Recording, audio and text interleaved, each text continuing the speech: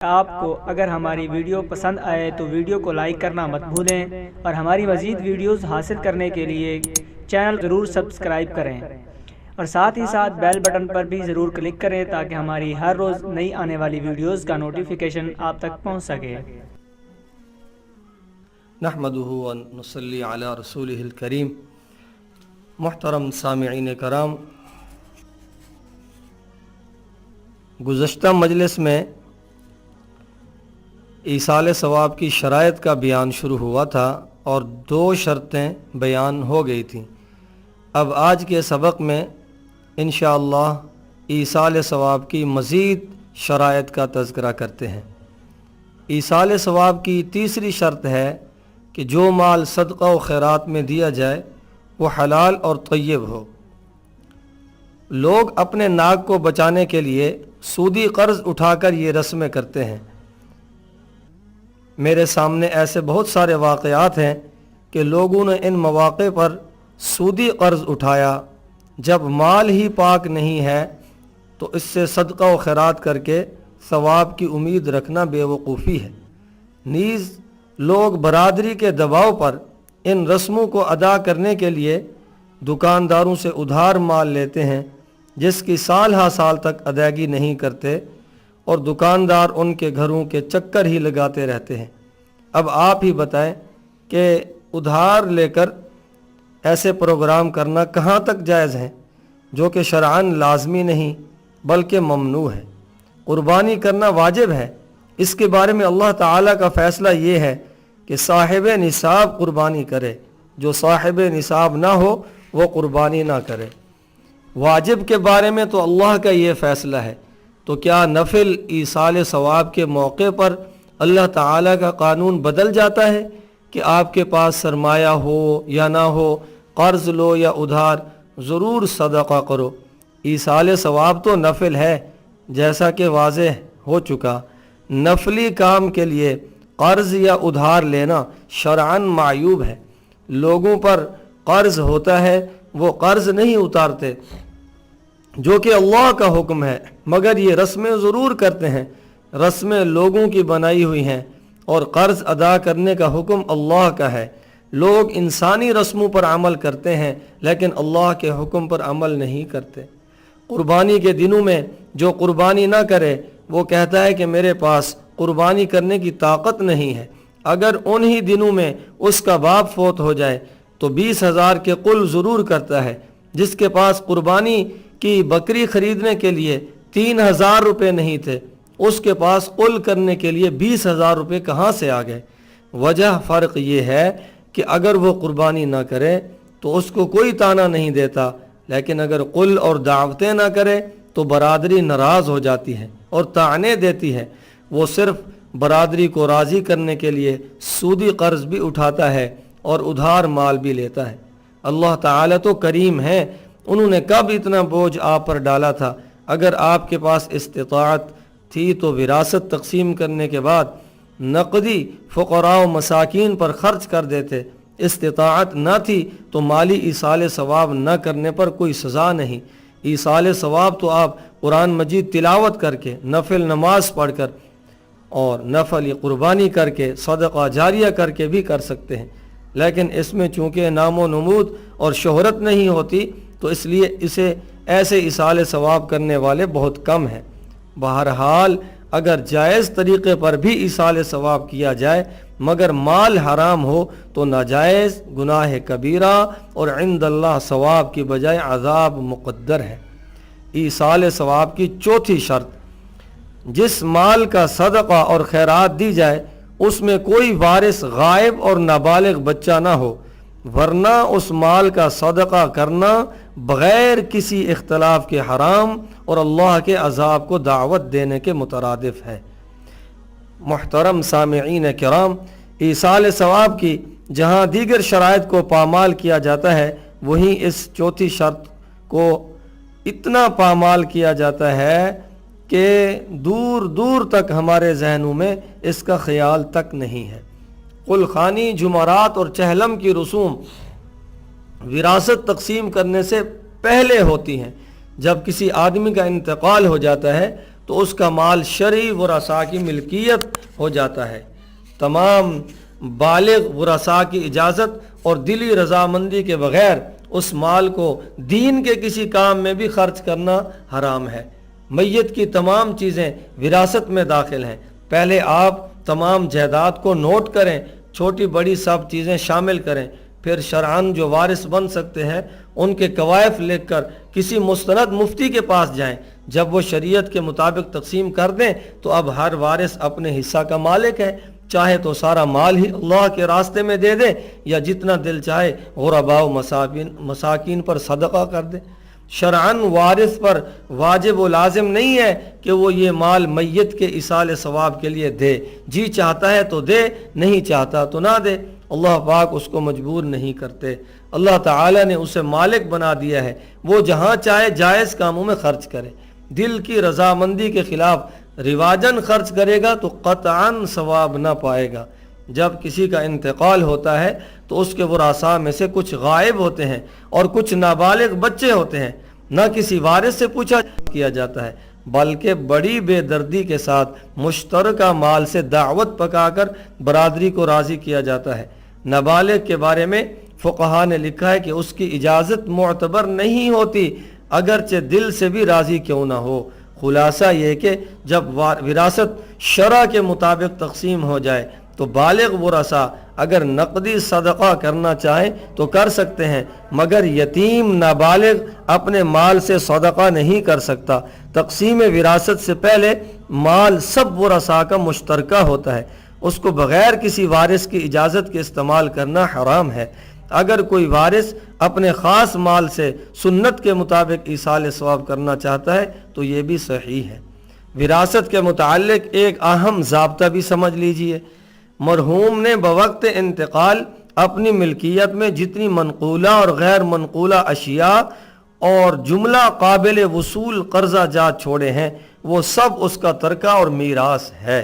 اس میں تمام جائیداد خواہ اسے کسی کی میراث میں ملی ہو یا اپنی کمائی سے حاصل کی ہو، نقد رقم، سونا چاندی، مال تجارت اور ہر طرح کا چھوٹا بڑا سامان حتیٰ کہ سوئی دھاگا بھی شامل ہے۔ میت نے جتنا مال چھوڑا ہے شرعاً اس کے اندر 4 حق ہیں۔ نمبر 1، اگر کوئی وارث یا رشتہ دار کفن دفن کا انتظام نہ کر سکتے ہوں تو میت کے ترکہ سے کفن دفن کا انتظام کیا جا سکتا ہے۔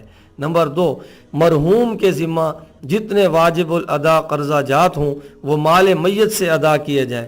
مرحوم کے مال سے قرضوں کی ادائیگی ورثاء پر واجب ہے۔ اگر قرضوں کی ادائیگی میں اس کا سارا مال اور جائیداد بھی چلی جائے تو اس سے دریغ نہ کریں اور ذرا برابر کوتاہی نہ کریں، ورنہ جب تک قرض باقی رہے گا تو اس کی روح کو جنت میں جانے سے روک دیا جائے گا۔ بر صغیر پاک و ہند میں کسی کے انتقال پر نفلی صدقات کے ذریعہ ایصال ثواب کی خوب کوشش کی جاتی ہے، جس کی اکثر صورتیں تو ہیں ہی بدعات، لیکن بہت ہی اہم فریضہ جس سے غفلت برتی جا رہی ہے وہ ہے میت کا قرض ادا کرنا۔ تدفین کے بعد ورثاء سب سے پہلے یہی کام کریں کہ بے حد محنت کر کے میت کے قرضوں کی کھوج لگائیں۔ قرض ادا کرنا فرض ہے، حدیث میں قرض ادا نہ کرنے پر سخت وعیدیں بیان فرمائی گئی ہیں۔ جناب رسول اللہ صلی اللہ علیہ وسلم ایک جنازہ پڑھانے کے لیے تشریف لائے تو حاضرین سے سوال فرمایا کہ اس میت نے قرض تو نہیں دینا؟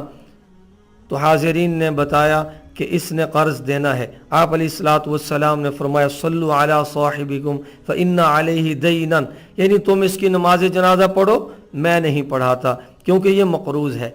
تو حضرت ابو قتادہ رضی اللہ تعالی عنہ نے عرض کیا یا رسول اللہ اس کا قرض میرے ذمہ رہا، میں ادا کر دوں گا۔ تب آپ علیہ الصلوۃ والسلام نے اس صحابی کا جنازہ پڑھایا۔ اسی طرح حدیثوں میں یہ حدیث ترمذی شریف جلد نمبر 1 صفحہ نمبر 205 پر موجود ہے۔ اور بھی کئی احادیث ہیں جس میں یہ ہے کہ آپ علیہ الصلوۃ والسلام جو بھی جنازہ پڑھاتے تو پہلے سوال ضرور فرمایا کرتے تھے کہ یہ مقروض تو نہیں ہے۔ تو جناب رسول اللہ صلی اللہ علیہ وسلم کے اس طرز عمل سے قرض کی قباحت کا اندازہ لگایا جا سکتا ہے۔ ہر مسلمان کو چاہیے کہ وہ اپنے معاملات کو لکھنے کی عادت ڈالے، جس سے لینا ہو، جس کو دینا ہو، یہ تمام تفصیل ہر وقت لکھی ہوئی ہو اور گھر والوں کو اس کی اطلاع ہو۔ حضرت ابو ہریرہ رضی اللہ تعالی عنہ راوی ہیں کہ رسول اللہ صلی اللہ علیہ وسلم نے ارشاد فرمایا نفس المؤمن معلقۃ بدینہ حتی یقضی عنہ، ترمذی جلد نمبر 1 صفحہ نمبر 206 کتاب الجنائز، یعنی مومن کی روح قرض کی وجہ سے دخول جنت سے رکی رہتی ہے جب تک اس کا قرض اتار نہ دیا جائے۔ مسلمان بھائیوں، اس سے بڑی وعید اور کیا ہو سکتی ہے؟ ہم لوگ میت کو ثواب پہنچانے کے لیے نفلی خیرات میں لگ جاتے ہیں، لیکن ادھر معاملہ یہ ہے کہ قرض ادا نہ ہونے کی وجہ سے روح میت کو جنت میں داخل ہونے سے روکا ہوا ہے۔ یہ تو ایسے ہے کہ ایک آدمی اذان فجر کے بعد مسجد میں آ کر نوافل ہی پڑھتا رہے اور عشاء تک یہی معمول رکھے، فرائض نہ پڑھے، تو بتائیے ایسا آدمی اللہ کے ہاں ثواب کا مستحق ہے یا عذاب کا؟ جو لوگ میت کے لیے نفلی خیراتیں تو بہت کرتے ہیں مگر اس کے قرضہ کی کوئی فکر نہیں کرتے، تو انہیں جان لینا چاہیے کہ وہ میت کے ساتھ ظلم عظیم کر رہے ہیں۔